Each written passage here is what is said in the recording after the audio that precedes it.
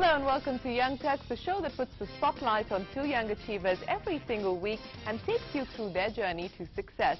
I'm Shireen Bhan and joining me on the show is Anita Balagopalan. Hi Anita. Thanks Shireen. His job sounds like any man's dream. Play games for a living and get paid by Reliance Infocom for it. Meet CEO of Paradox Studios, Anurag Khurana. But that's later on the show. For now it's back to Shireen. He's got design running through his DNA and he's pretty much left his imprint on buildings in India and abroad. A shopping mall in Paris, the world's highest restaurant situated in the Swiss Alps, the Gold Souk on the outskirts of New Delhi in Gurgaon, the Hotel Intercontinental. These are just some of his projects. Let's go out and meet Dikshu Kukreja on Young Turks today.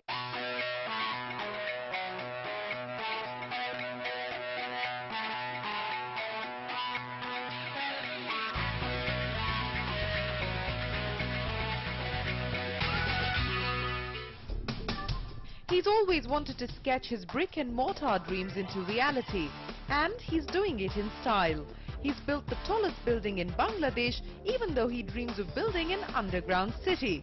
His signature style, no to what he calls lipstick architecture or creative compromise.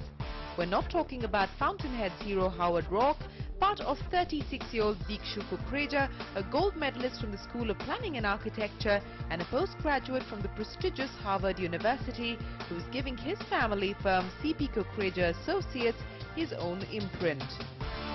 I don't believe in architecture where there are people who believe in just doing lipstick architecture, you know, just things to the facade. And I always knew that I wanted to come back. Of course, there is a reason that, you know, there's an established firm here and there's no denying that. But at the same time, I always felt that the scale of projects I wanted to do and the kind of difference I really from my inner heart wanted to make to architecture and the built environment could not take place anywhere better than in India. What was the key thing that you wanted to change about the way that architecture was being done, about the way the design was being done in India? My attitude towards architecture is very pluralistic. I somehow don't believe in criticism beyond a point, at least, of whether it's fellow architects or other built environment. I feel that there's so much potential in this country, but the main sort of awareness that I want to bring about, or the campaign or the belief that I have, is not just on building more and more, but the fact that I want to create an awareness amongst people. That's where I want to make a difference. So what is the Dikshu Kukreja, you know, style in that sense? What is your signature style? How would you define it? Because, you know, these days what we're seeing is straight lines, very kind of contemporary finish and so on and so forth. But how would you describe your style?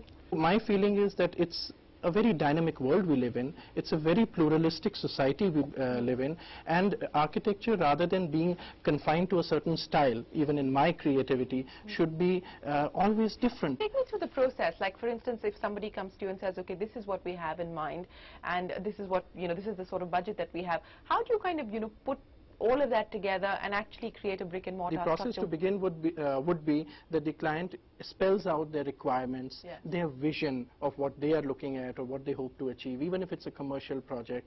And then one goes into studies about where it's located, what are these adjoining site, what it's like, what is the shape of the site itself, what is the ecology of the site, and then you can go about giving it the look. Well, speaking of one of the dreams that you have, and you want to do an underground city, you pretty much got a fascination for things underground. I believe you talked about it during your college years as well, and of course now you've gone out and built the underground stations for the Delhi Metro. Why this fascination with building an underground city?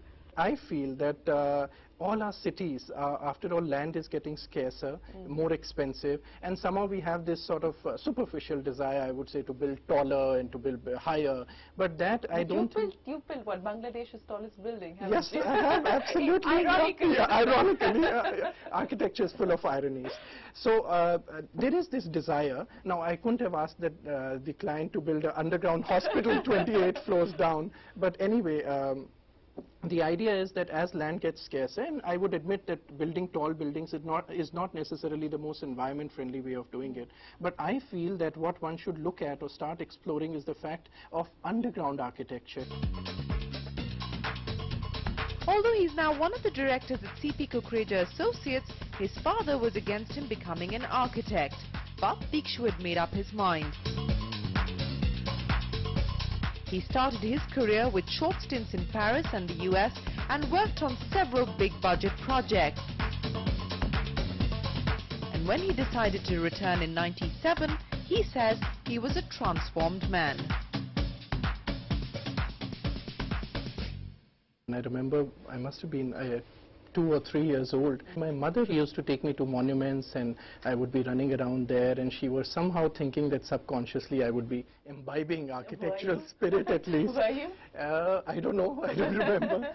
But my father strangely did not want me to be an architect, and that made me even more determined that, I'll do it and I can do it. So when was it consciously a decision for you that this is what you wanted to do? I had decided long back, maybe in middle school itself, that I wanted to, at least as far as I can remember, I've always wanted to be an architect. And school of planning and you could have architecture. done anything. I mean, you were the sort of person in school who was maxing every exam, getting 100 on 100 in just about every paper. So you could have gone in any direction. Yeah, but I think it had just been something that I had mentally built up for myself, that this is the line I want to go in. The only question was that further studies, whether I would like to do it in Delhi itself, in India for that matter, or go abroad. Abroad you did go, but it wasn't quite Italy. You went to Harvard and you actually did your master's in architecture there. What was that experience like for you? And Harvard in itself was a very, I would say, humbling experience, because first of all, there was no competitive spirit, in the sense that what I ended up learning at Harvard was probably more from my colleagues and fellow students than from my professors actually, because at Harvard they believe that once they've accepted you in a master's program at least, there's no pass or fail. There are no grades, because they feel that, you're all reasonably good. So why should there be this competition of who gets higher or scores higher than the other? What has been the proudest moment for you in terms of, from a design point of view? Has it been in India? Has it been abroad? Where do you see your best work? I've done some very interesting work in the US and as well as in France, some very, very interesting projects, and there was a project which is the famous Metropolitan Museum in New York, where I was working for the renovations of and the restoration of that project, and met up with some very top personalities there. Dikshu's cashing in on the current construction boom, and projects like the multi-crore forest luxury apartments in Greater Noida are occupying his creative mind space. A fascination for Renaissance art often makes it difficult to sync his creativity and style with the demands of his clients. It should respond to the location. It should respond to the climate. It should respond to the client and his More beliefs. importantly, in fact, I was just going to ask you about that, because you talked about how it is your creative vision at the end of the day, and very often that's a sort of subjective matter which somebody else may or may not agree with. So when somebody, you might think that you've come out with like absolutely your perfect work, and the client doesn't respond to it in the same manner, what does that do to you? Well, sometimes, it's being a line where it's creative, it comes from the heart, it comes from within, so, and when somebody either knocks it dismisses down, yeah, exactly, it hurts, it definitely hurts. I would be lying if I would say no, because it's something where you feel it's almost sometimes a product which you design or start sketching on paper, and when it's actually built up, it's literally, sometimes I feel or relate it to clients, that it's like producing a baby in a sense, because you have created that building or that product out of nothing into something which is going to be there forever. But yes, there are degrees to where one has to compromise. Strangely enough, it's not with the client's demands so much, because clients in India are beginning to get increasingly aware. It's the rules and regulations that we have in this country where they just sort of hold you, Okay, let's talk about, you said you don't want to criticize any fellow architects, so let's not get you to criticize them, but maybe the one building that you've seen around you in India or abroad that you would have felt like you should have been associated with. I think the Empire State Building, I find that building very, very fascinating, and given the time when it was built, or even going back beyond that, if you would, is the pyramids. I think the pyramids are the most fascinating piece of architecture, considering again the technology available at that time and the way they have gone about doing it. So is there any particular period historically that kind of has influenced your work or anything of the sort? Historically, I find Renaissance architecture very, very evocative, very interesting, very dynamic also. That's something I really enjoy. A big one for planning, Dikshu successfully manages to marry work with his personal life. Watch him rolling around with his kids, and it will be hard to imagine that this young Turk spent time modeling with the likes of Cindy Crawford during his US days. Ask him about it and he turns a lighter shade of pink. It was just by accident that I met somebody, and you know, when you're in the US and Northeast especially, our complexion, our features sometimes tend to interest people. They were looking for the oriental kind of look, is it? So, yeah, so in fact with friends I used to go to the beach and I would run to the shade and they would be wanting to sit in the sun and they would say that when we get your complexion we'll also move to the shade. But modeling turned out to be really fun. I mean, it's something I'd never done before, dreamt of before, but somebody just asked me if I would be interested and I said sure, why not. And one ended up going to exotic locations and things and meeting interesting people, Cindy Crawford, Madonna. And you actually decided you wanted to go out and design buildings believe after it. that. The amazing thing. I mean, and I was enjoying it to a point I felt, gosh, what was I doing with architecture all these years and thinking about it even before that.